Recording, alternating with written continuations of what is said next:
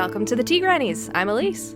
And I'm Mariah. Today we're here to talk about setting, so pour yourself a cup of tea and let's get started.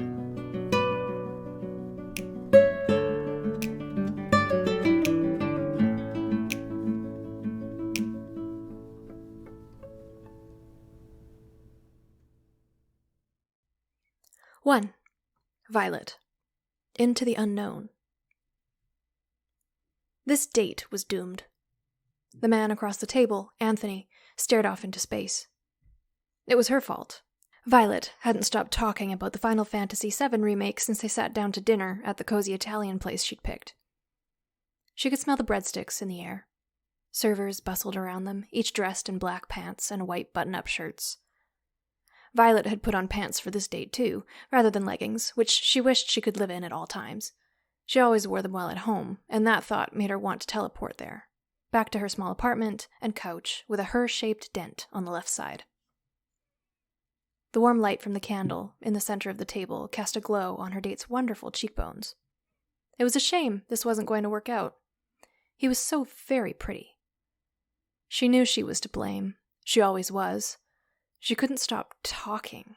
It was part of having obsessive-compulsive disorder. She had to fill silences, even those only nanoseconds long. Silences between sentences felt like physical spaces, spaces where she could be criticized, told she was annoying, or just hear the echo of words she'd just spoken.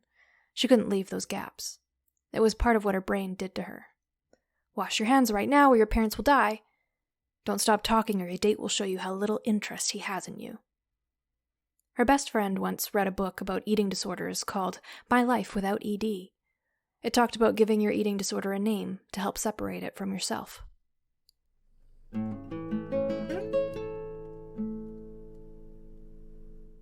I loved this first page. We got quite a few things. We have a awkwardly tense but relatable situation. We got some mental illness rep and discussion and a lot of very well introduced information on our main character, which is Violet. The one thing I did want more of, very fitting for this episode, is I wanted more setting. I think it's important to know what to add and what to leave out when it comes to setting in general, but especially on the first page. If you have too much setting, you're going to lose your reader, and not enough setting, they can't place the scene in their mind. So the main places I'd like to see more setting is right in the first paragraph, when she says it's about a cozy Italian place. I think most of us have a vision of what that entails, but it's one of those places where I'd like to read the description and let my brain make the connection of, oh, it's a cozy Italian place, instead of reading those exact words. So are they inside? Do they have one of those amazing brick ovens for making pizza? Is it warm in there because of that? Is it a super small place?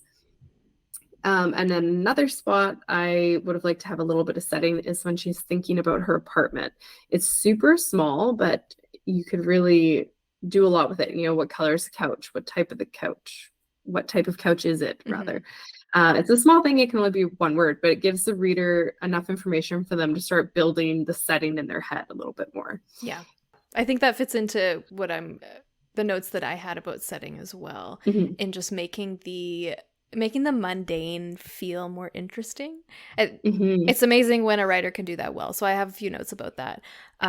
But just to go more chronologically here, like the opening line for this chapter is killer. So good. So good. It makes me so happy. Anything that starts off with doom, it seems like it's going to be a fun time for me, not for the character, obviously, but that's what matters. And I especially love how this page starts off humorous and then takes a turn for the serious. Like, we get to know about Violet and her anxieties. And it's this perfect blend of self-deprecating turning into like self-shaming, basically, which it's such a fine line to walk. And the way it's written just feels so incredibly realistic that it's just like, yeah, this could be any of us. Yeah, this could be me. This is me. And so not only am I like laughing at the start, but then I'm also feeling incredible empathy for Violet by the end of this page. So like that ticks all my boxes for getting invested into a POV. And yeah, I'm really happy with how that turned out. But I'm with you on the setting notes for sure. Like, not that a first page needs to have a lot of it, and you touched on that too. It's a balancing act. You don't want to info dump or go on too long, because then you'll lose people without having that emotional connection to the character. I don't want to downplay that or bump that into another page. Like that should stay as early on as we have it already. But adding small visual details that bring out the vibe of things, like you were saying, if there's more details about the type of restaurant that it is before it's even said that it's Italian, like if that even needs to be said, if you describe it in such a way that that's obvious, that can do a lot to bring it out. Like I think that there's a line in there about the servers and what they're wearing black pants and white shirts or something like that. I thought that worked really well. Like that was just very distinct and very easy to visualize and very natural. So adding some details about the physical setting itself around the same time as you add those things about the servers would also it would make this really pop. I think it would add just that whatever's missing. And I think we talked about this in the last episode when we were doing feedback, because we had a first page that took place in a school, which is a pretty generic setting. You know, there's nothing fantasy world buildy about that. You don't have to go into a whole lot of detail to get people to understand where you are. It's pretty straightforward. And I see this as similar. Like it could be any restaurant. It could be Mexican. It could be it could be a diner. It doesn't really matter. But if you're going to make that a facet of the scene, make that facet interesting however you can. So I find that the more tactile and specific you can make small beats of description, the more the scene will stand out. Not because the location is unique, like it's not, we know that, but because it's so vivid that it's just so easy to lose yourself in. You feel like you're there. You can taste it. You can smell it. Like we've got details about the breadsticks. You can already smell it. I was just going to say, I love that detail about the breadsticks. So much. That's just making me like, oh man, I haven't been to Olive Garden in a really long time. I was thinking that too.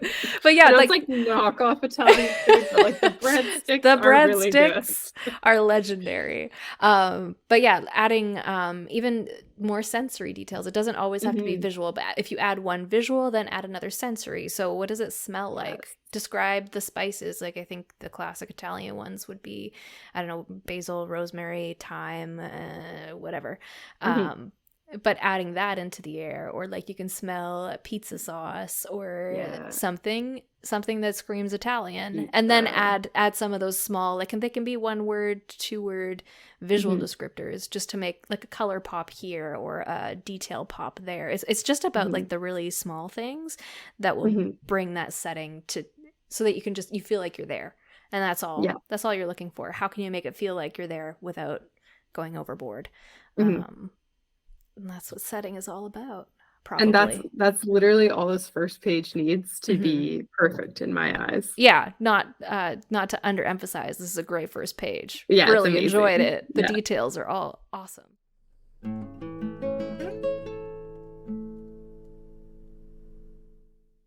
Welcome here. Thanks everyone for listening in out there in the internet. We're so thrilled to be able to chat with our guests today. I've been very excited for this episode since we started talking about planning it. Me too. Because I knew Eileen would say yes, but having Crystal here is fabulous because I don't think we've actually ever met in person or otherwise. So Crystal, it's lovely to meet you. Eileen, it's lovely to have you back. We've had Eileen on the show once before for a chat about villains, which is always delightful. And Murray and I, for a little bit of backstory, we met Eileen through Simon Fraser University's program, The Writers Studio, and have been her loyal servants ever since. And we heard about Crystal through Eileen and have seen her work on the Creative Academy. She's always up there doing workshops and videos, and I have personally learned a lot from her, even though we've never actually talked. So thank you, Crystal. We'll talk more about the Creative Academy later in a little bit, but it's nice to meet you. It's nice to have you. And I'm going to introduce both of you in a little bit more detail for our listeners. So you can pat yourselves on the back, sit back, relax, and have some tea, or pretend not to listen to me if that makes you feel more comfortable. So Eileen Cook is a multi-published, award-winning author with her novels appearing in 9 languages for you multilinguists. Her books have been optioned for film and TV, and she spent most of her teen years wishing she were someone else or somewhere else, which is great training for a writer. I can attest to that. She's an instructor and mentor with the Creative Academy and Simon Fraser University's Writers Studio program, where she loves helping other writers find their unique story to tell. And we've both benefited from her expertise. So we can say she does good work. Crystal Hunt is a writer, creative mastermind, health psychologist, productivity geek, and strategic authorpreneur, as well as co-founder of the Creative Academy for Writers, where she shares what she has learned on her way to 1 million published words. That's a massive goal. That's a very good goal. Her superpowers are curation, clarity, and connection of people, resources, ideas, and information. She writes nonfiction as Crystal Hunt and contemporary romance as C.J. Hunt, and she has also written children's books under a variety of pen names, but mostly as Crystal Stranahan. Did I get that right? Close. Oh. Stranahan. It's Stranahan. the old Irish silent G for the win. Yes. Okay. Thank you. Thank you for the correction. I should have practiced that beforehand. We will link all of these lovely websites and things in the episode description so people can check what you're all about and find their way to the Creative Academy if they haven't found their way there already. If you're not on the Creative Academy, you should be. So check that out when you finish listening to our episode. So welcome to Eileen and Crystal. We're so excited to have you here and pick your brains with our many questions. So Eileen and Crystal co-authored the book Build Better Settings, and we have lots of questions for you. So before we dive in, we have a little blurb for our listeners. Our mission with this book is to accomplish just one thing: to change the way you view and use setting as a tool in your storytelling. Many authors create flat, one-dimensional settings that fail to engage readers, or else they bury the reader under details that don't add depth and meaning to the story they're trying to tell. Some create worlds that are beautifully fleshed out but aren't anchored to the characters or aren't an integral part of the plot. You're not going to be one of those authors after reading this book. Thank goodness.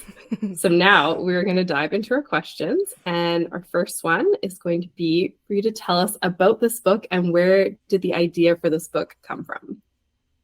Well, I'll start us off on that one. I think it was interesting because at the Creative Academy, we've done a number of guides. So we have several books on writing on different topics. And so we've talked about characters and we've talked about setting and various things. So setting was the next natural thing for us to want to discuss and look at. And so we sort of got started, we outlined, we were feverishly writing away at the words, and we suddenly had this moment where we were like, are we actually adding anything to this discussion, or are we just having the same discussion that's already written about really well? Oh dear. Yeah, there's nothing worse than being halfway through a book and realizing, like, I am not saying anything that hasn't been said before. That is my nightmare. Oh my God. Yeah. So we had this moment where it's like, well, maybe we don't need to at all. And this is where I think I have to give my co-author Crystal full credit. Is we had this moment where she's like, what do we bring that is maybe a little bit different? And we had the realization we both come from a psychology background. And so we started thinking about setting in terms of when you're working with real people, not just our imaginary friends. But we do a lot of talking. If you're any type of therapist or counselor, you start looking at people's settings, or as we like to call it, the environment in the real world. We don't always call it setting when it's in the real world. And, what you can learn about someone's setting as sort of a reflection of who they are, and sort of what they are. So we decided we wanted to do a deep dive on sort of that psychology and the relationship between people and the setting. Wow. My little nerd brain is like, this is amazing. This is exciting. I took psychology in college for a couple of years. I was like, I cry too much to be a counselor, but I still find it cool. So I really want to read this now. Well, I think one of the fun evolutions as well was we wrote this book maybe like 6 times over the course of a period of 2 years.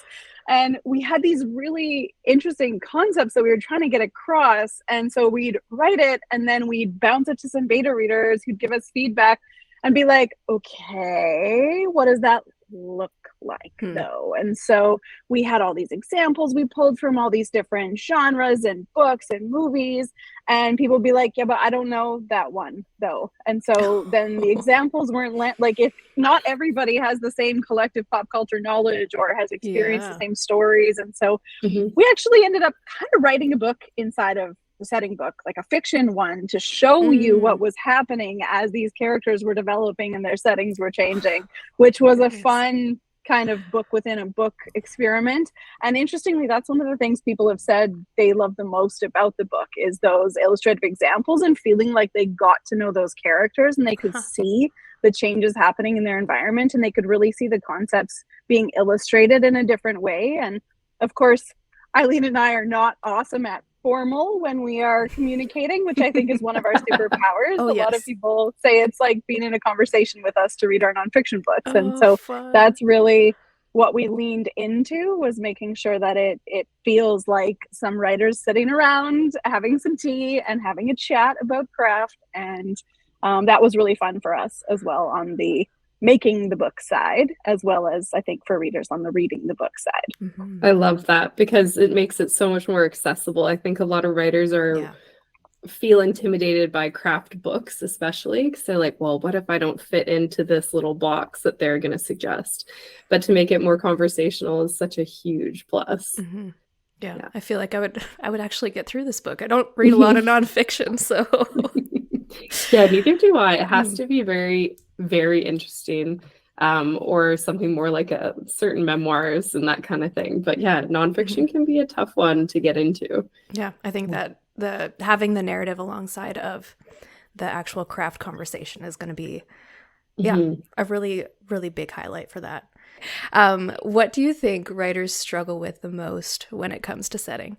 So I'll start us off here. I think that a lot of people think of setting as a backdrop to the story. We think of it as a place and not necessarily an essential and critical part of the actual story that you're telling or the characters that you've put on the page. And so that's one of the things that I think it's worth highlighting, is just if you're too specific in your definition of what counts as setting, or if you are too focused on the physical world or even the details of the setting, you can kind of lose the power of it. And I know one of Eileen's things she doesn't love is getting lost in the details, which I think she can talk about for us a little bit more. I think too often, I think there's this thing where people are like, well, someone told me I should include setting. So I'm going to tell you that there's a blue sofa and that the walls are white. And then I'm going to tell you that there's a rug on the wall. And I don't care. I don't care about any of those details. And I just want to get back to the story. Tell me the story. And I think this is worst. And I'm looking at you, fantasy writers. Fantasy writers. Oh no! I'm looking at you. Where they go down this rabbit hole of they have spent all this time creating this world. So they're like, I'm going to share each one of these details from my 12 binder set, going through the politics and the world building and how everybody looks and how they dress and all of these details. And they forget that it's all supposed to support the story. So that is where it's the intersection of character and story, the intersection of space and story that is interesting. So that's what we want to get people to look at. In the book, we sort of help people break it down by giving them 4 different levels. So we talk about there's the world that we inhabit. So for you fantasy writers, this is your chance to say this is Middle Earth, right? Then there's the community that we inhabit. So those are the spaces that we're out and about with. So our workplaces or your local pub or those kinds of areas. Then there's your personal spaces. So your home, your desk cubicle at work, where you get to decorate on your beige carpeted walls what you're going to make things look like. And then we actually went with the 4th level, which is inside your very self, because we think that there is a setting in terms of how you see the world and how you decorate the world by your thought process. Wow. And so we even get into things like clothing, because we think clothing is a part of setting. In terms of it's a way that you're sort of establishing things. So you can start seeing, as we start talking about those levels, that's where the interesting thing comes in. So how do you decorate your living room when you know people are going to see it, versus how do you decorate, or what is your bedroom look like? The space that nobody gets to go into. Or maybe you're a serial killer, so what does your basement look like that no one else is having a chance to have a peek at? Those are the things that are interesting to us. Mm-hmm. Okay, I love that, particularly the fourth one, the setting like for inside yourself, because I think about that, like I don't call them formal rooms, but I have like the other rooms in my house, like a sitting room and like the reading nook, like people, when they come over, they walk through that room, but they don't go into my bedroom and see my dog pattern bedding. Like that's my thing, you know? It's a special little detail you might not want to necessarily just open up to them. Right? Because then people go in there like, do you have dogs on your bed? And I'm like, yes, I did say I was a crazy dog lady. No one listens. So I think that that's a really good point. I think that's something that I forget to do as a writer, especially like I think a fantasy writer, I get the world and the community, and it's the latter two that I cannot seem to get done very well. Which leads me to my next question, actually. What are your first steps for creating a realistic setting? I think there's a few different ways that you can sort of go. And one of the prompts, so one of the things in the book that I hope is useful is that you should be able to pick it up and kind of go to any different section. And we have different prompts to sort of get you going on your own story. So we call them your turns. And one of the your turns in there that I love, because I just think it's really interesting, is make me a list of places that your character is comfortable. Like, where are their happy places, right? So maybe it's their bedroom with their dog sheets and, the scent of, chewed dog toys in the corner and that kind of thing. And then for somebody else, it's a very different space. And also make me a list of places where someone is uncomfortable, because here's the truth. Those can be different. It's again, that intersection of character, right? So one person is totally at home at a large, boisterous party. Like they walk in the room and they feel themselves light up. And I'm going to take a little spin here that most of us little writer introverts, that gives us the idea of the plague, right? Like, oh my God, it's not our comfortable and happy space. So I think one of the first very steps is thinking about, where is your character comfortable? Where are they not comfortable? And maybe why? Like, what leads that to you? So a not very personal example is I loathe the dentist. Like when I walk into the dental office, that smell of burning teeth, that particularly disturbing smell. I get like hivey in the dentist office, and it really comes back to, I had horrible dental experiences growing up as a kid. Like my childhood dentist went to like the Marquis de Sade School of Dentistry or whatever. Like he seemed to enjoy torturing people. I have another friend who she falls asleep at the dentist office. And she talks about, she had an uncle who was a dentist, and she used to go there after school and she'd hang out. And so it's just it's not just the space, it's the character in the space. And it's the history that space brings up for them. And I think that transitions nicely into talking about tension a little bit, and how setting provides an opportunity for tension. The subtitle of the book, so it's Build Better Settings, but it's how to use setting to show character arc in your fiction. So it's actually a book about change, and change comes about because of conflict or tension.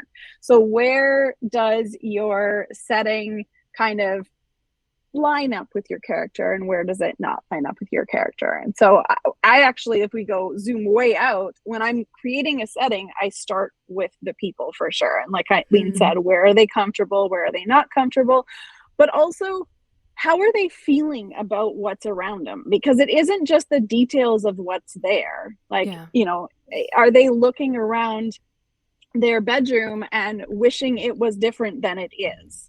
Or are they not even aware of their setting? Have they been so far down the overwork rabbit hole that they haven't even consciously clocked what their space looks like until suddenly someone shows up at the door and now they're seeing it through different eyes, right? And that awareness of what's happening around you, and the sort of, we call it the attic of your thoughts about your space. You aren't just living in your space, you're living in your thoughts about your space and how you relate to that. So it's kind of a neat thing to play with a little bit. And I like to set up some, I call them strings, where there can be two extremes. So if I'm developing a character and I'm trying to just decide about their setting, is their place super clean or a disaster? Do they have like a minimalist approach, or are they a maximalist with just like cool stuff everywhere in their space?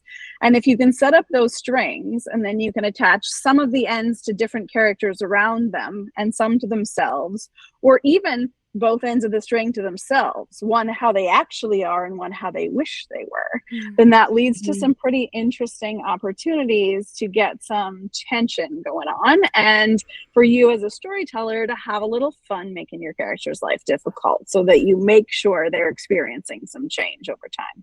Yeah. I think it's really, yeah, you can't shut me up now. I'm like, there's like the first two questions were like, we got to ease into it. And I'm like, I have an opinion on that.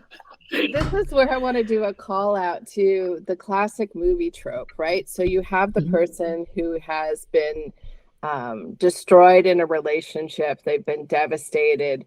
And so you have that shot of them in their apartment, and there's holes on the wall where their partner has taken art off the wall, and there's things that are empty and boxed up, and they're surrounded by pizza boxes and empty wine bottles and crunchy Kleenex. And then you have that moment where they're like, no more, right? And then there's this montage scene where you see them suddenly cleaning up the place and repainting the walls. Like, that is exactly what we're trying to get at, where the setting is a reflection of how they feel. Their place fell apart, the pizza boxes, the wine, the crusty Kleenex, all of that is a sign of despair that you just haven't together. And then there's that moment where it's like, we're showing the change. So you're not having a thing where it's like, Eileen thought, well, that's it. It's time I finally got my act together. I'm tired of feeling sorry for myself. I need to do something different. You just actually show it by the person sweeping the pizza boxes into the trash, running the vacuum, and the reader gets that. I mean, it's a cliche, but it's a cliche because it works. We understand it. I feel like I give advice to authors when I'm doing edits if they're struggling to describe things, or they just you don't have a clear picture of where their characters are most of the time. And I find myself, like, if I'm repeating that advice, what I'll often say is think about your character first, and how would they think about the setting that they're in? Like, how would they describe the bookshelf? Would they see specific titles? Is that important to them? Or would they just see that it's just a bunch of books? Like, that tells you something about who they are, but it also tells you what the space looks like, and that's what makes the description interesting, because it gives you more information rather than just being, there's a picture on the wall, the walls are white, the door is blue, the couch is green, it doesn't match. That's where you start, like, it doesn't match. Okay, you notice that. Why do you care? That's where it gets interesting. So yeah, I feel like this is really helpful even for beginning writers. It's not about describing everything in as much detail as possible and getting really intricate. It's about your character. So you get to stick with your character, and you get to stay there and figure out more about them and how they respond to the environment around them. And that sounds really cool. I want to go write like 5 books right now. I know, I'm making notes for my editing session later, because I'm like, boy, do I have work to do now. Oh, yeah. So good. I'm also feeling a little bit like I need to sink down in my chair of shame as a fantasy writer and all of the mistakes I have ever made. But coming from that background, one of our next questions is, we've kind of already gotten into this, but what makes setting so important, especially in comparing contemporary with more of like a fantasy world building setting, where like in fantasy, you kind of have to, you're building the world for the reader along the way, because they don't know anything about it. So you're having to find creative ways of explaining things to them and why things are the way they are. Whereas a contemporary setting, you could just say characters at an elementary school, and most people would have an idea of, okay, what does that look like? They'll just draw from their history and have a picture in their mind. So the approach to describing everything is so different. What makes setting so important in that contemporary setting, and how you approach it for the reader? So this is where I'm going to say, I love fantasy writers. So after I beat up on you earlier, I love fantasy writers because for them, the creation of the world is part of the fun that they're having, right? So you're having this moment, and they're thinking about all those details, and they're wanting to show, for example, that this is an oppressive world or, that this is a world very focused on environment. And I think sometimes when we're writing contemporary settings, we forget that interaction of the world. So this is really building exactly on what you were talking about, Elise, around what is it that people notice within those worlds, right? So I'm one of those people, if you told me, oh, this person drove a Maserati 555, I have no idea, right? Like I'm making this up. I know Maserati is an expensive car, and then after that, I don't know. Like I know there's all different kinds of models and things like that. I have no idea what that means. I have no frame of reference for that. Now, on the other hand, I am the first person when I walk into something that's like an airport where I do notice who's reading and what are they reading. That's the one reason I don't like digital books, is because I can't see what it is that they're reading from a distance. Right? So the setting is important because we are filtering that world for the reader. And I think fantasy people are used to doing that because they create the world based in part on the character and what it is that they find so fascinating about it. And we forget about that when we are writing contemporary, that we still need to filter that world. We still need to create a space and showing how that person moves in that space, how they feel about that space, and what things they notice in that space. And I'm going to go the opposite direction and talk about the benefit of unfiltering the world, because we are filtering it as characters, but as human beings, our world has already been filtered through our own experience, right? The things I even know to notice that then my character can choose to notice or not is a product of my own experience and my own history and my own reality. Yeah. Particularly with kind of a global market for our stories, they're not going to just appear in a local bookstore anymore. They are worldwide on the web, as it were, in a lot of cases. And I think we make some assumptions that our experience of life is like what other people's experiences of life are. So I think it's a useful exercise as a writer to sort of take the filter off, pretend you are an alien dropped into a landscape, notice everything around you, and then decide which of those things your character might actually notice. Because I think we're all, maybe you don't. I'm a bit of a geek. When you log into like an Excel spreadsheet, if someone before you has filtered that, you only see the data that's left after they've filtered it. So if you think of it, we need to remove the filter on our own data set before we actually dive into describing that environment. So both unfilter it first and then filter it through your character if you can. I think that just means they'll be more accessible to more people, and you may surprise yourself about which things you took for granted that actually could use a bit of a description. And reading or listening to your own work as an audiobook, whether that's like an actual audiobook in review or whether you're just using the speech or the text to speech read aloud function on your computer or having someone read it to you, you realize often where you've made assumptions or omissions because your brain was filling in the setting in the background, because it's so often visual. And so what the first couple audiobooks that I was listening to, like being professionally read for my recordings that I was, getting ready to publish, I was like, and can I rewrite the book now? There's some big gaps here. How much is in my brain only, and it didn't make it to the page because our brains are powerful machines and they just fill in the blanks for us.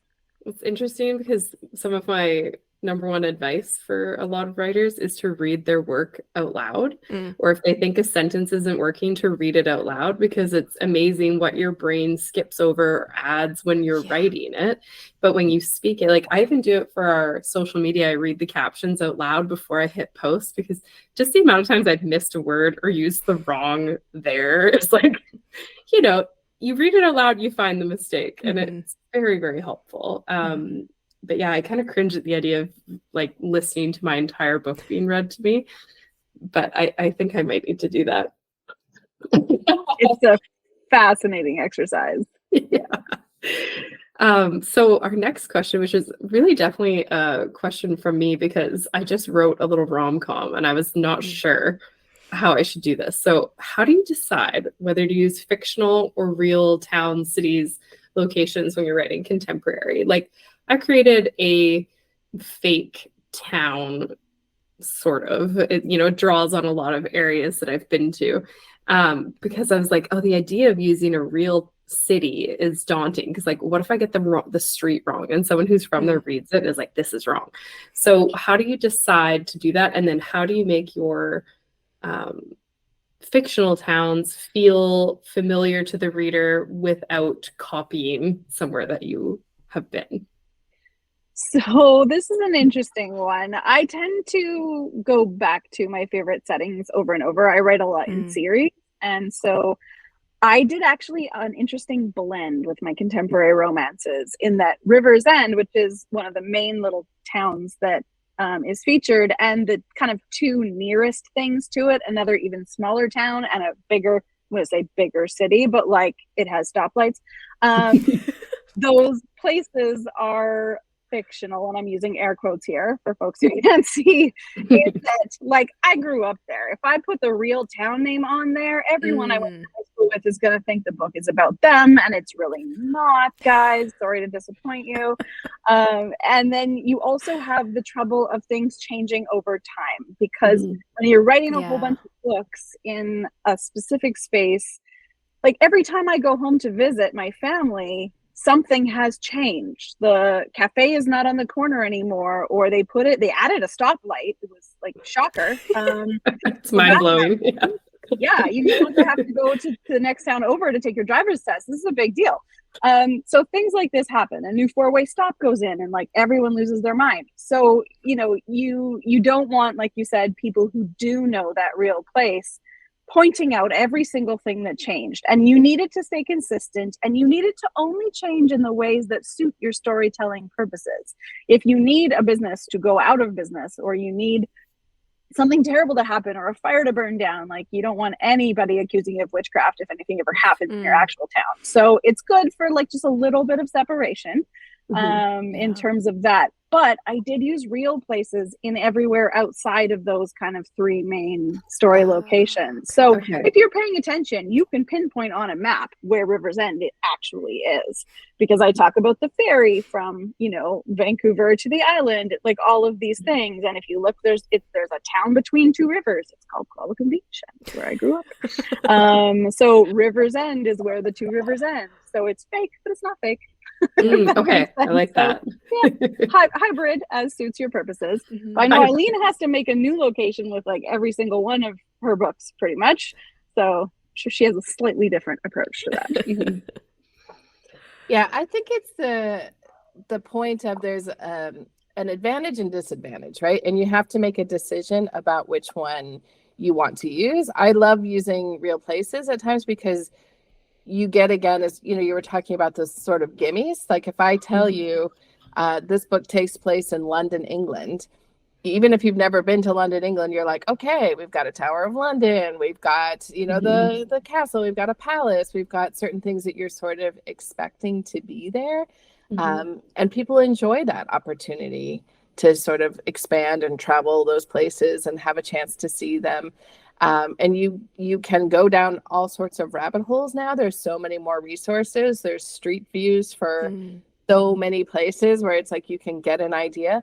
But even within that, I often will make up my own neighborhood, or I will, sort of add something into that space. And I think your point is just, if you are going to use a real place, you need to at least be sure you have those big details right. So if I read about someone who placed a story in Vancouver and they made the downtown east side, which for us in Vancouver, we know is a very challenged, marginalized neighborhood with a lot of people who are really struggling.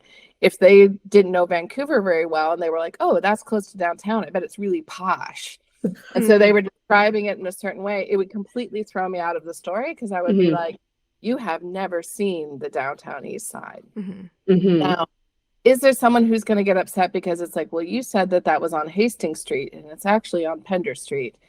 Sure. But I think the amount of people who are going to get that nitpicky are smaller than if you are getting those big details wrong. I think they understand it is fictional, and you can even put, a lot of people put in their books, like, I have moved or rearranged places to suit the narrative.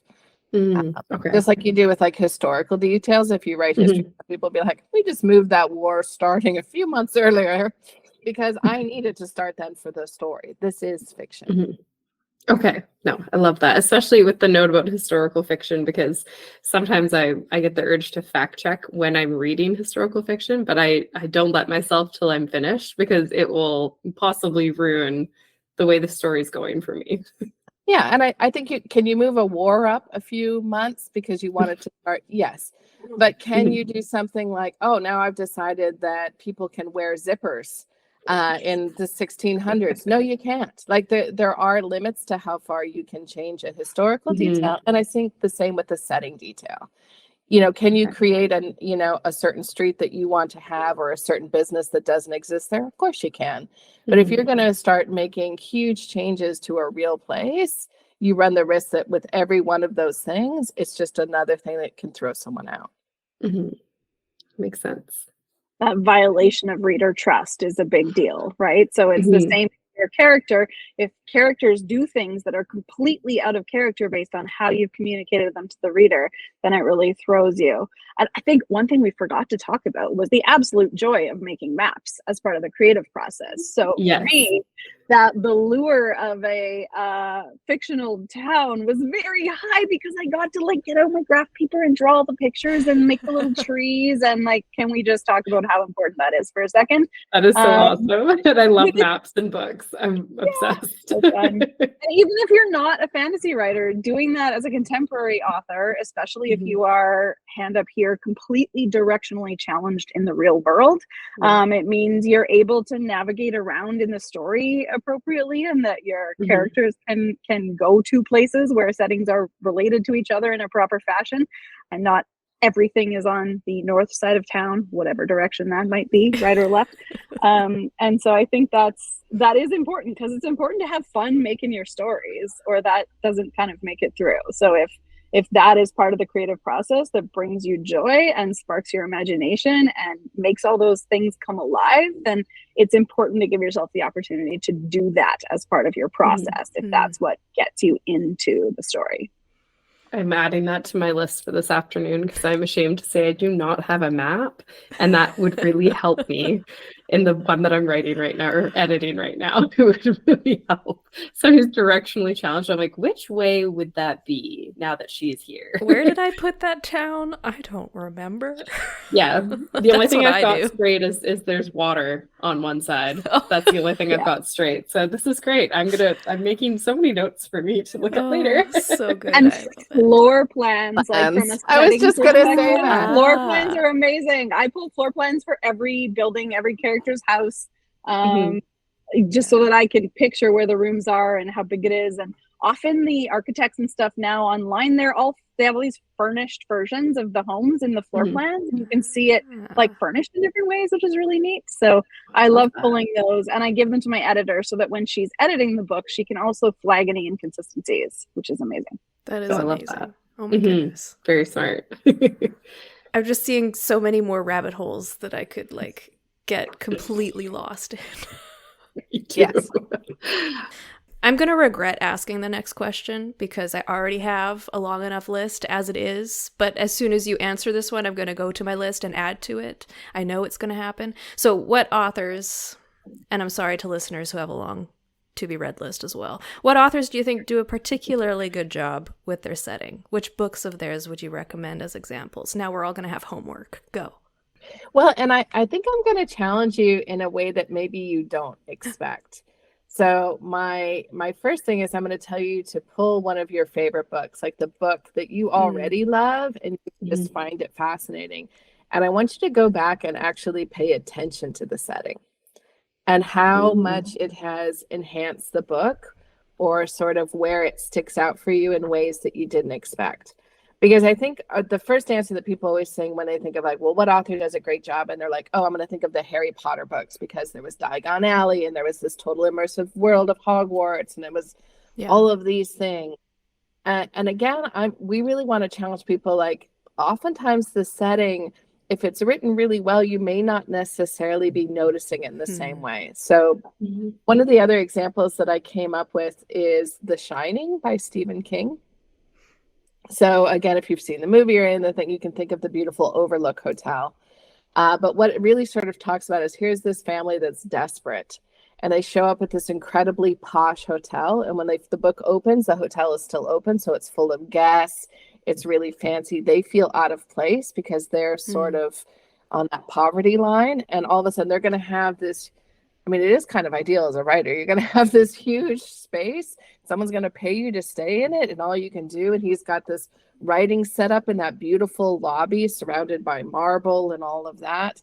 And then as the book goes on and the character Jack begins to fall apart emotionally, that hotel changes, right? So it becomes increasingly creepy. You start getting these very narrow spaces. So the maze becomes this very creepy little place. You start going into these hidden rooms where there's, you know, someone waiting in the bathtub, and there's all these scary types of things. So one of the questions is, does the space change? Depends if you believe that the Overlook Hotel is truly haunted, or is it being filtered differently through Jack, who is having a mental health. That's a nice way of putting what happens next in the book. He's having some mental health challenges that sort of, you know, go in a very different way, right? So that is one where I don't think that people necessarily think of The Shining as like, oh, that setting in that book was amazing. But look at how it plays into the story, how the isolation, how the weather outside, how the family chooses to decorate their own tiny space in the Overlook Hotel. So they're given a small number of space, how that works, how the character interacts within that space. So Jack Torrance going down to the bar and having all these conversations with the bartender who is not there. So I think that is interesting. The other book, which actually comes out in June, so this one is to be added to your to be read list. There, you weren't getting completely free. Is one called The Whispers by Ashley Audrain. I would describe it as sort of domestic thriller-ish. It takes place in a cul-de-sac. It's a group of neighbors. Excellent. And again, it is how you view that cul-de-sac and how that slowly changes. So you look at how that subdivision changes, and that shifts everything. Crystal, you want to add any? Or? Yeah, I think for me, it's a more general one. I just did this deep dive. I reread all 56 or however many J.D. Robb books there are in the Eve Dallas mysteries over the last 12 months as kind of a research. I'm taking into mysteries next. So just kind of looking at that whole thing. And so I think what really struck me, because I've never honestly managed to get past about book 6 in any given series. I usually either find something doesn't ring well, or I just don't stay engaged. But the thing that really kept me there was because I was always interested to see how Eve Dallas, the main character, would see any given situation. And so every room she walks into, all of the observations and interpretations are so hilariously spot on, like from her character, that it feels like you are experiencing someone else's life in that way. So I think the alignment of that is pulled off incredibly well. And they're super accessible. Like you could pick up literally any of the books and open to pretty much any chapter and you'll get a touch of that. You don't have to read all the books in order to see that in action. But it is something that really struck me after doing like the binge read of all of it, is that is one of the kind of, I think, strongest reader engagement features, is the fact that it's consistent over time and that it's often also kind of unexpected. Like you realize she's seeing things in a way that you don't. And I think that's really interesting. If we can surprise the reader, it's, you know, when things are familiar but different, that's what makes us really attached. And so that I think was just an interesting thing. And that leads me to my next question.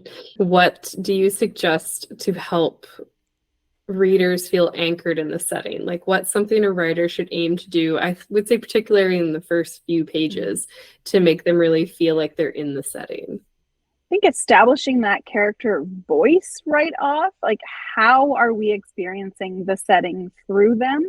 and making sure, like Eileen said earlier, the setting details should not be gratuitous. You know, it just like the backstory information, what we choose to share about the setting and when we choose to share those details should be impactful. It should make a difference in how the reader is relating to both the character and the story itself. And it should be anchoring us in a time or place or whatever. So whatever details will get you the biggest bang for your word bucks that you're spending in those beginning sentences and chapters, even beginning words. How are we anchoring all of that together? The senses are key to that. And I happen to know, because I have insider information, that Eileen has an excellent exercise that will help you to do that. So I have you guys got away before. Now I'll make all of my students do what I'm calling a senses safari. Ooh. Okay. And where this comes from is, as writers, I think the detail that we notice the most often is visual. Because I think for so many of us, we see our stories like movies in our head. I don't know if other people have that experience. And so as a result, we see it, right? So we're looking around the space metaphorically, and what do we see? And I think we forget the other senses. And here's where I'm going to go down my little rabbit hole of neurology, because I specialized in brain trauma when I was working. If I took Mariah and I shoved her into an MRI machine, willingly, of course, and I was doing something like feeding her fresh homemade bread, I'd be okay with it then. Yeah, she's all right. Suddenly she's like, I'm all right. I'm in the MRI, but I do love bread. Yeah, I love bread. If I shove Crystal in, it goes very different because she's gluten intolerant. But so we're gonna. That's the problem. And I feed you fresh baked bread. I could watch on the MRI machine. I could watch the part of your brain that deals with taste light up. Here's an interesting thing. If I had you read a passage that talked about the loaf crust crackled under my fingers, right? The smell of the same parts of your brain would light up. Oh my God. By reading it as much as by actually having it. Me too. You're welcome. This is why, being sort of open and blunt, if you've ever read like a really hot and steamy scene and suddenly you felt like, I'm having feelings. My grandma would call them pants feelings. I'm having pants feelings, despite the fact that I am just sitting here by myself, right? I'm just reading. Your brain doesn't distinguish between what's really happening and your experience of it. So if you want to anchor somebody, pull in those other senses. So that means you have to start noticing it. So this is what I talk about as, a senses safari. I want you to walk into the grocery store and I want you to stop and I want you to close your eyes and like, what do you smell? Like, is there, are you standing near the butcher counter and there's that irony, coppery smell, right? Are you in the produce section and like there's the fresh scent of raspberries? I want you to think about what are you hearing? So there's like the squeak of like the one cartwheel that doesn't work and it's always like dragging on the floor. There's the like swooshing sound of like the produce sprinklers going off. There's the kid one aisle over having a meltdown because he's not allowed to buy some kind of cereal that he desperately wants. And actually start noticing those other sensory details. And then you can start filing them away again about what would your character notice. So if you're writing a woman who is going through infertility, she might really notice that kid crying one aisle over and have that moment of, I wouldn't be short. If I had a kid, I would buy them whatever cereal they wanted. I would just be so grateful. Now, if she's pregnant and she goes down that butcher aisle, she's probably ready to hork. Do you know what I mean? Like, because she has a very different experience. So that's my challenge to you, is to start taking a moment when you go into a space and just stop and be like, what do I see? What do I hear? What do I smell? What's the texture that's around me? Making a note of it, because we often don't even notice. I think this is leading into the whole mindfulness thing that my therapist wants me to do all the time. And yeah, we don't notice a lot of those things. Like you just go on kind of autopilot so frequently. And next thing you know, like it's like when you get in the car and you drive home and you get out, you're like, how did I get here? This is why people often talk about travel feeling so like different, and it's because you're outside of your normal thing, right? So the food tastes different. Everything, it's not the same neighborhood that you drive through every day, so you're like, look at that, oh you my can't gosh, go on look at autopilot in that scenario.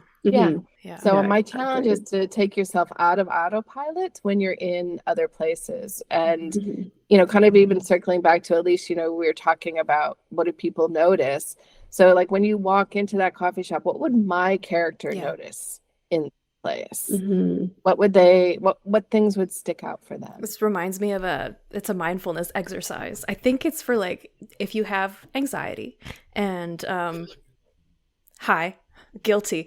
Hypothetically. Everybody put your hand up. Asking for a friend. No, if you have anxiety and you're you're feeling those feelings, you're uncomfortable in a situation. I mean, this might not work for panic attacks. I'm not sure. And I can't remember what it's called, but it's essentially you're getting into your senses. You're really getting into the present moment. Like that's the whole point.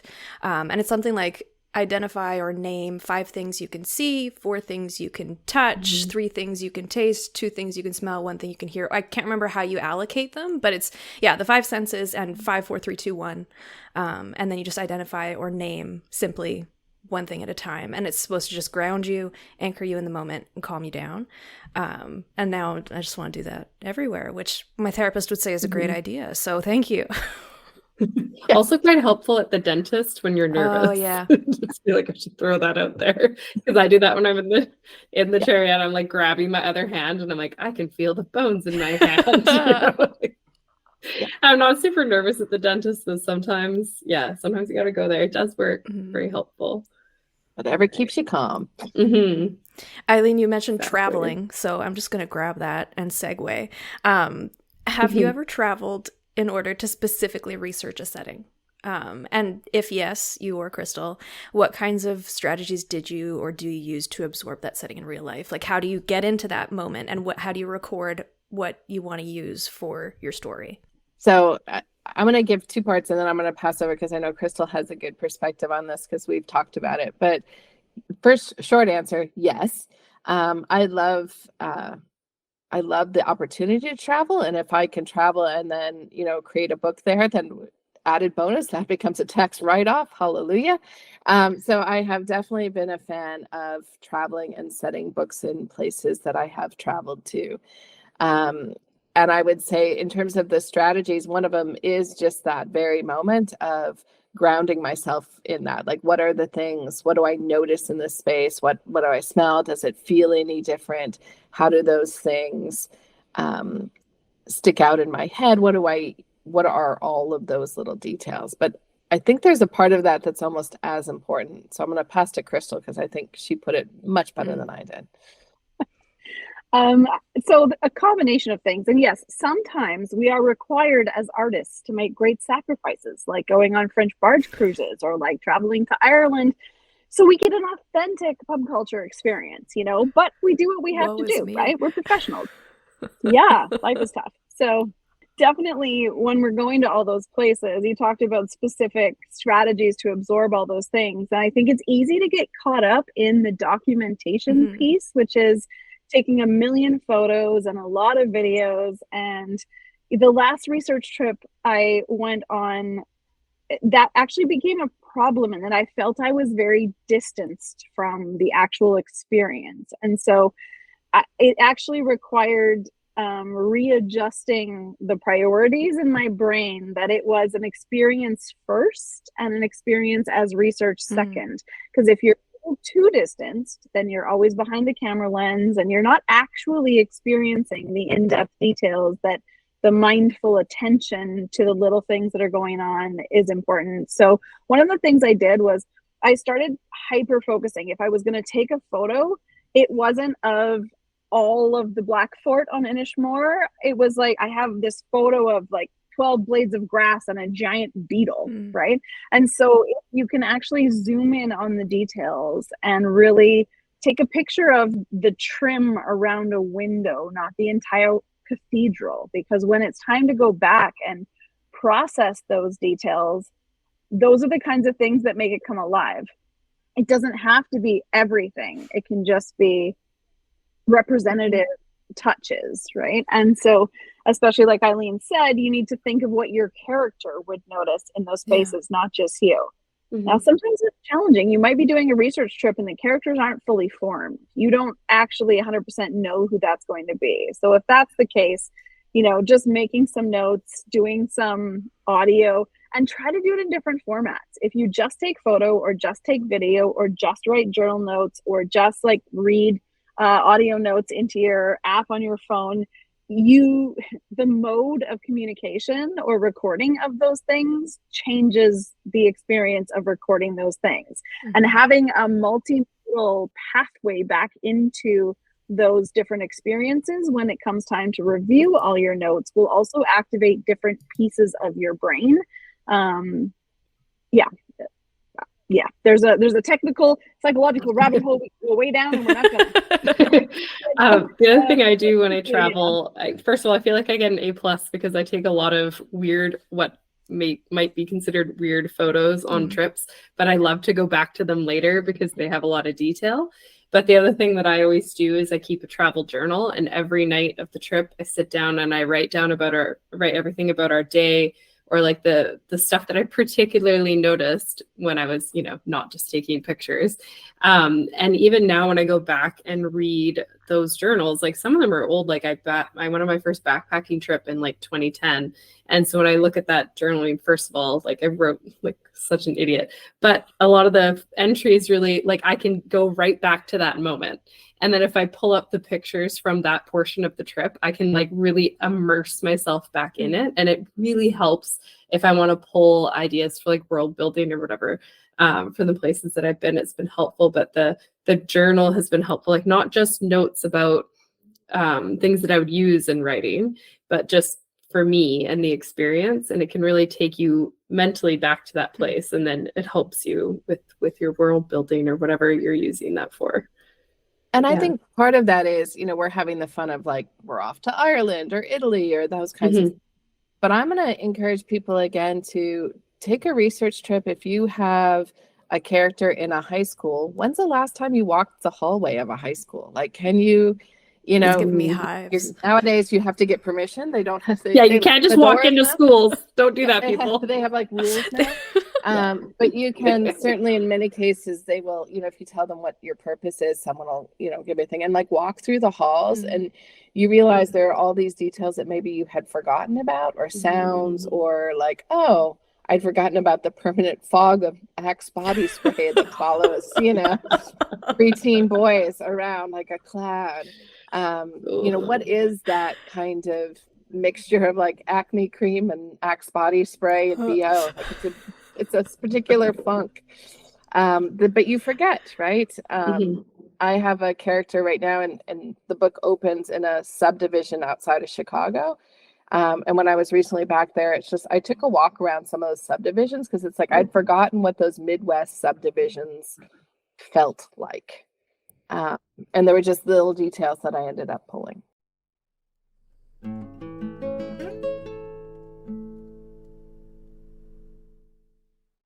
What has been one of your favorite settings to write in your own career as an author? I'm going to go with it's a cheesy answer, but it's true. For me, it's always whatever I'm working on at that moment because I'm in the middle of it. So every time I've been in a book, I love that setting the most of all of every one of my books. So right now I'm writing a book that takes place in France, both in Champagne, France in the 1800s and modern day Paris. And so I am all about croissants and wine by the river and the sound of champagne corks and the smell of caves underneath Reims, France, and all of the details is where I am. So right now that's my favorite. And I'm very biased because I often am writing a series in the same place. So two favorite settings. One is the River's End area, which is like the surrounding town bits that I talked about earlier. Partially because it allows me to be super nostalgic about where I came from without the reality of which is great. The other setting that I have always just been super attached to is from a children's book series that I wrote called The 13th Floor. And it's about this little girl who gets in an elevator in her apartment building, pushes all the buttons, and winds up on this 13th floor, which of course was not one of the buttons that you can push. Oh.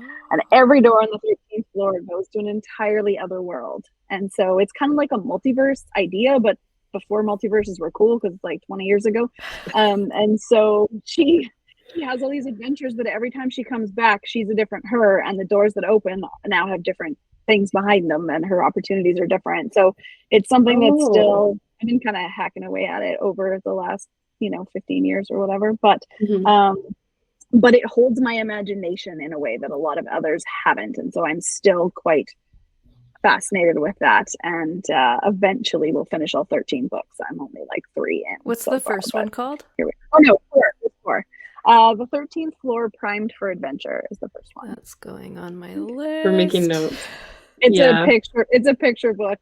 Still gonna read it. Silence is the first chapter book, so I multi-formatted as well. It's kind of a thing, but fun. That sounds amazing. That sounds fun. Also, birthday list for my nephew. More books.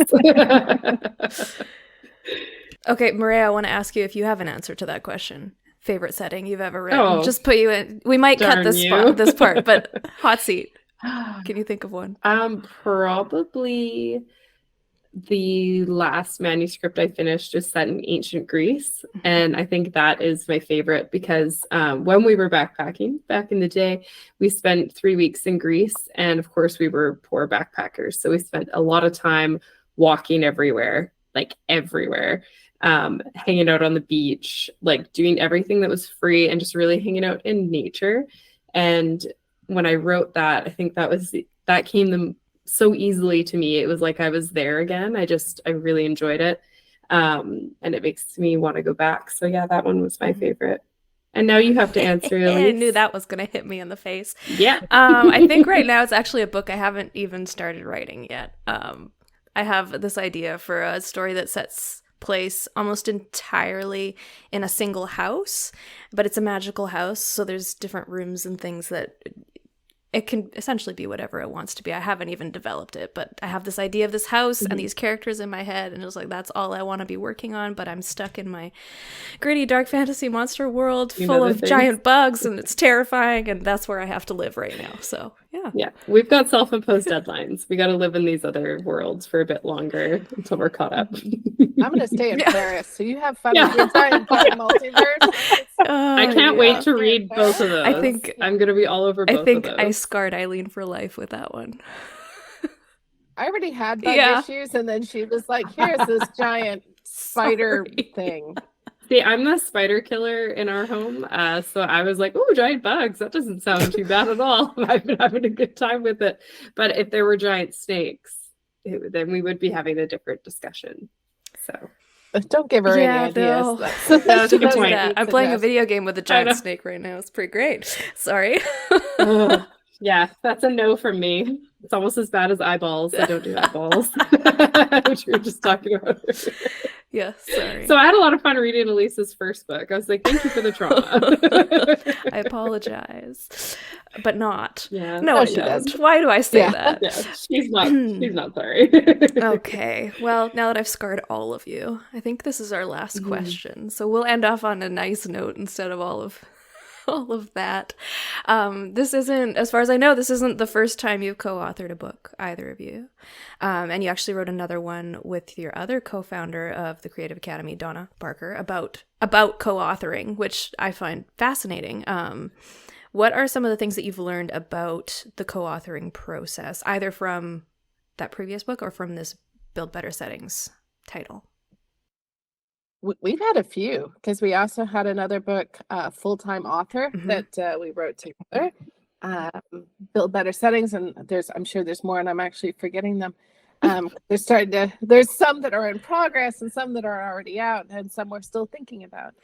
I love writing with a co-author, and Crystal and I work really well together in terms of it's almost the synergy that you guys have on this podcast, right? That when you have someone else that you're working with, you're like, well, this is what I'm doing. And then that other person is like, well, but what about this? And then you're like, well, dang, like I hadn't considered this until now, and now I have to go down that rabbit hole. So I find it just expands my writing, and it opens it up in a lot of different ways that I really enjoy. And I think for me, I enjoy that process of sort of pushing and sort of shaping it in a different way. But while I can write nonfiction with someone else and I love it, I have tried to write fiction with other people and I cannot. They're my imaginary friends. I will play with them in the way that I see fit. And I don't want you in my, to me, they're very separate. And I thought, oh, I'll love writing fiction. And I have tried a couple of times and then I have discovered that is something that I don't do well. So I think if someone is thinking about writing with someone else, one of the processes to try it out on a low stakes thing to see if you like it before you've committed to something that is a much larger project. And one of the things that actually, because we started doing co-writing, is why we had to write a book called Create with Co-Writers, because we started bumping into all of these different elements that we hadn't necessarily considered. And I've seen a lot of co-author teams. It starts where one person's like, oh, I had this idea. And someone's else like, well, what about this? And it's like, oh, that's great. And then they start a rabbit hole of writing a book together and they haven't really fleshed out what is that going to look like. So we decide we're all going to write a giant bug and snake fantasy story set in Paris, you know, then we're all going to do this together. But what happens if at the end of the book, you guys want to keep writing more books in the series and I don't? Can you? Is that okay? If the series takes off, am I entitled to anything because you're using part of the world that I helped create? What is that going to look like? And one of the things that Crystal said early on, which was just so great, is let's plan for failure and for huge success, because both of those create ripples and outsources, right? So we start a project and it fails and that we all get busy. Can I pick it up later if you don't want to? Is that okay? Is it something we can no longer do? What happens if it's hugely successful and so you want to keep doing something and I don't? Or you want to take the story in a different direction, a spin-off direction? Is that okay? Is it not okay? How are we going to handle if we don't agree? So I want the story to end on this end. I want to rid the world of the giant bugs, and Elise wants them to take over the world. How are we going to resolve that? Do we have a system in place for how we will work that out? So those details were important. And I think on the process side, it's really important. I think the most important thing is that you can communicate well with whoever you're working with, and that there's also a bit of freedom to renegotiate as you learn each other. It's not that someone else can tell you what the perfect process for co-authoring a book is. We've used a different process every single project that we've worked on. And I think this next book might be the 10th one in the Academy series. At least the one we're writing right now is maybe the 10th one in the series. The releasing hasn't quite caught up with what we're working on, but every single one has been done in a slightly different fashion. And so you can, figure out your outline together and then split it up and each write different sections and then recombine it and work through it all, which we've done for some. You can also bounce it back and forth. Like you write a section and then you give it to me and I kind of look through that and then write the next one. Or you can have somebody like Eileen has this first drafting superpower, where she's so good about doing her homework like every day and is done in advance of the deadline. And I'm more like, give me everything. Let me pull it apart in pieces, rebuild it, and then fill in any gaps. Like, so we this last one, we've been bouncing back and forth like that. The current one, it's my turn to do the drafting and then Eileen's going to tear it apart. So we just, we do that. And I think the most fun is when you can get to the end of the project and you don't actually know who is really responsible for which parts. There's no I ownership left. There is, we wrote this book, and both of us would be hard pressed to tell you exactly which bits either of us are responsible for, because both of us in the end worked on all of it, which is a really nice way to be. So that's really fun. And I think the the evolution of each of us as authors and the product that we get at the end of that collaborative process is about 100 times stronger than it could ever be, even with just one of us and an editor involved. Because often the coolest stuff that's in like the Build Better Setting books, all the best ideas came, 20 steps down whatever rabbit hole we went down. And I don't know that either one of us would have either come up with them or been able to express them the way they ended up being expressed without having that sounding board. And to give full credit, Stephanie Candiago and Amanda Bidnell were both heavily involved in the editing and evolution of the content and the building metaphor, and like all of those things were really a team effort. So I think it's just important to give them a shout out, because it wasn't just Eileen and I collaborating, it was the team collaborating. So that's a neat kind of offshoot as well. I love that. It kind of takes a village to get a book out. Yeah. And I think that was something that I learned in the writer's studio. I always thought it was going to be a very solitary activity. And then I started getting feedback on my work, and I realized that was just absolutely not the case. Like, no book on the shelf in the bookstore came fully formed from an author's mind without many other people working on it and helping and brainstorming and editing and everything like that. Yeah. So I can imagine if all that work goes into a book by a single author, how much better a book with co-authors could be. You guys working with each other. That's pretty awesome. Now I'm going to be like, Elise, would you like to co-author a book with We've me? done everything else. This is our next project. Yeah. We are writing soulmates, so it's possible. Or is it like a roommate situation? Don't be roommates with your friends because your relationship will go down in flames. It's very possible. She'll be like, here's a giant snake. And I'll be like, okay, bye. Nice knowing you. The possibilities, though. I think that's a nice slight tangent to our wrap up. Just like, those are all the questions that we sent out to you, and thank you so much for answering all of them.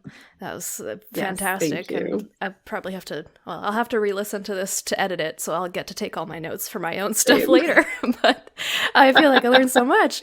But you were saying that like it takes a village. That saying comes in handy with our book babies. And we've mentioned the Creative Academy a few times already, but for anyone who's looking for a writing community, a community of people for feedback, for brainstorming, just for, suffering together in the same things at the same times, all of those good things, the Creative Academy has been an amazing space for that. I know Maria and I are on there all the time chatting, usually in the chat with each other, but we poke our heads into we're still there. We poke our heads around. We're hanging out. I've learned so much from just the few videos that I've taken in, especially from Crystal about self-publishing things. I've definitely benefited from the resources there. So just as a quick recap for the listeners, the Creative Academy for Writers was founded by Donna Barker, Eileen Cook, and Crystal Hunt. Is there anyone else in that list that I should mention? Yeah, those are the founders. And then Stephanie Candiago, who we mentioned in the context of our setting book, is also a partner and mentor now. She takes on a lot of like tech stuff for authors, and the publishing side of things and like advertising and stuff like that are kind of her superpower areas. So we pick her brain for all of those things, and she's in there with us. So those are the big names, and they have created this place where, if you're looking for a supportive writing community and resources, anything that you need to just thrive in the writing, editing, publishing space, it really works. The website includes a members-only community on a pay-what-you-can model, and you can find all sorts of scheduled writing sprint times and online workshops and webinars and meetings and office hours, I think, with everyone. Yeah, which is like, who else offers you that? I don't know. I've never seen that before. It's fabulous. You can hardly get that when you're paying for like a university It feels like, I'm just walking into a free school. But it's just a place to gather and learn.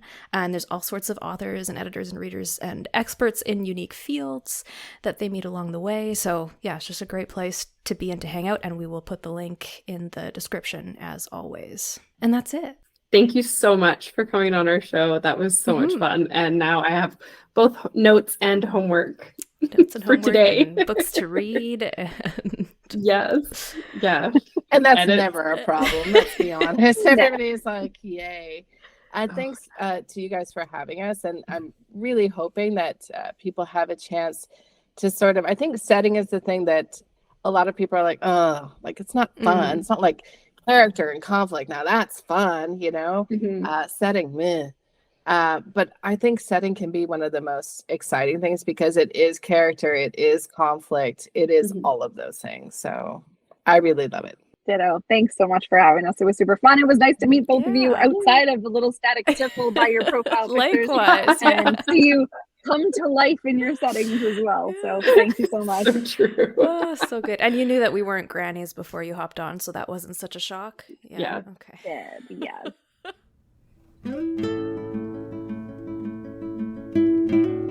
And that's the tea on setting. So don't forget to rate and review us wherever you get your podcasts and send in your first page submissions as soon as possible. You can also follow us on Instagram at the Tea Grannies Podcast or on Twitter at the Tea Grannies. Happy writing.